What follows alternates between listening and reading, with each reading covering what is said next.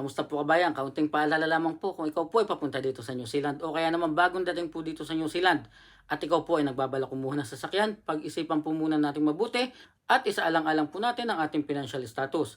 Totoo naman po na dito sa New Zealand, napakabilis kumuha ng sasakyan. Basta po may visa ka, basta may kontrata ka po, ikaw po ay makakakuha ng sasakyan kahit po sa loob lamang ng isang araw. Pero tandaan po natin, pag may sasakyan na po tayo, hindi lamang po yung weekly ang ating pong kailangan bayaran. Nandyan po ang maintenance, nandyan po ang insurance, at syempre nandyan po ang gasolina. Kung kayo po ay bagong dating pa lamang dito sa New Zealand, i-check nyo muna po ang inyong pong financial status at syempre i-check nyo rin po kung saan nyo ba gagamitin ang sasakyan.